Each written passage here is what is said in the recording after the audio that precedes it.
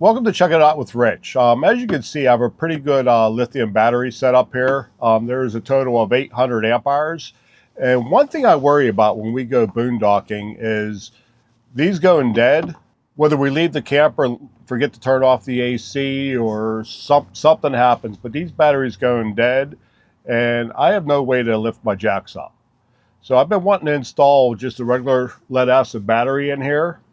And I just haven't done it. Then Wavelength reached out to me and asked me if I'd like to try out one of their converters. So they sent me this. This is the Wavelength GS800 RVP-55. It runs off a 110 volt. It's compatible with lead acid, lithium, and fixed voltage. For the lead and lithium batteries, it'll charge between 12 and 14.6 volts. For the fixed, it'll charge between 12 and 16.5 volts. The max output is 55 amps, and it has a max output of 800 watts. It weighs 5.69 pounds. Now this will automatically shut down if it detects a short, over temp, over current. Now it does have a fan for cooling, and it is thermostatic controlled. If it gets too hot, the fan will come on, pass air through it. Now being that, when you install it, you have to make sure you have room around it so that you do get airflow. All right, let's get out of the box and take a quick look at it. Okay, so this is the converter. You can see there is a fan on the side, and there are fins on here for cooling. And you do have some mounting holes, both top and bottom. And the wiring, they have it labeled pretty good so that there's no confusion as to what the wires go to. Now, it does say that it has replaceable fuses. I can't see any. And even on a box, it says extra fuses included. And I have no idea where the fuses go to. I'm going to send them an email. And when I find out what the deal is, I'll pin it in the comments.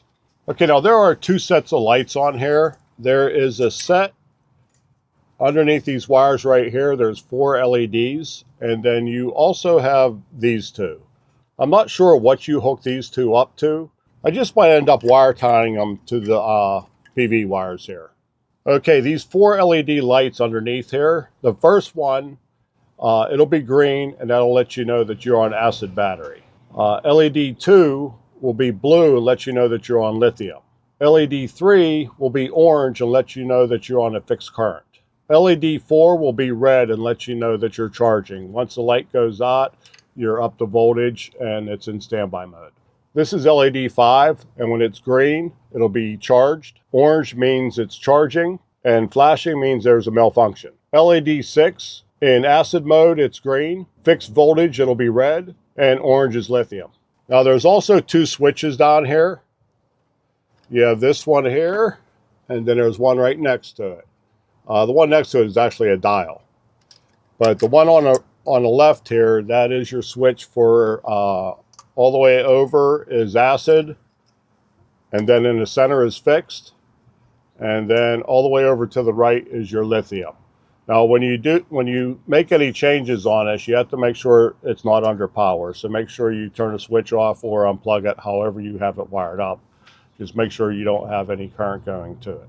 And then this little blue one here is your dial, and what that's for is when you're in fixed, you can adjust it to whatever voltage you want coming out to charge. Now you'll need a meter. You have to get a meter on the leads to see what the voltage is. You have to turn the power off to this, make an adjustment, power it back up, check your leads, and then adjust after that. Okay, for the installation on this, you want to get everything hooked up before you power the unit up.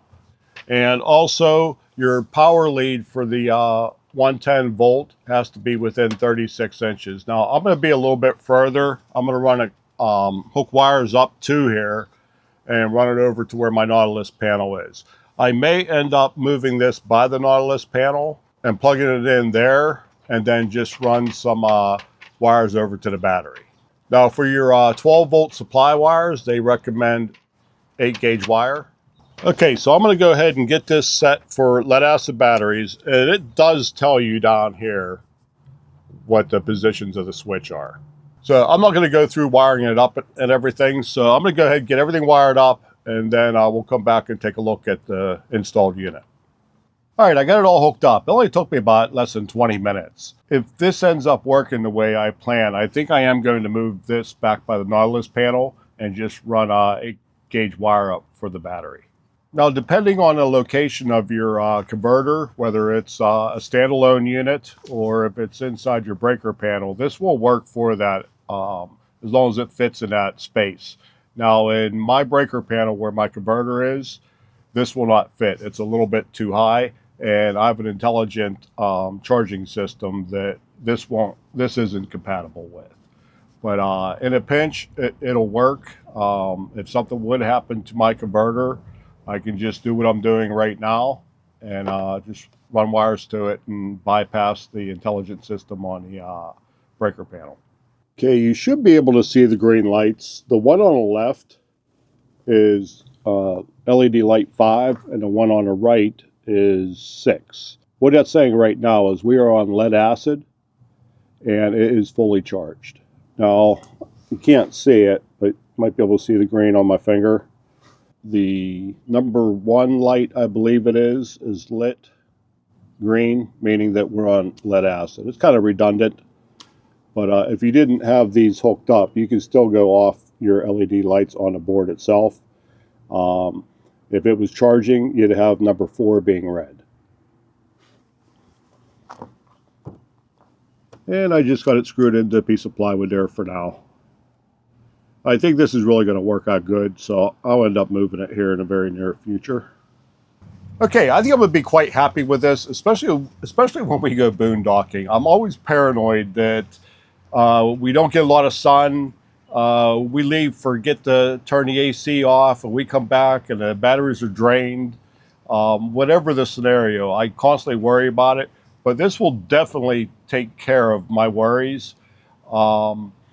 What I can do is when we are boondocking, when it's full, I can just unplug it and there's no parasitic draw, so it won't drain down. So when we're ready to go home, we can hook up, the jacks will work, and we can go on our way.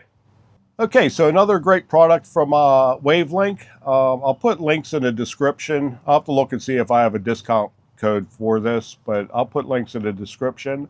And once again, thanks for checking it out. We'll see you all next time. Bye.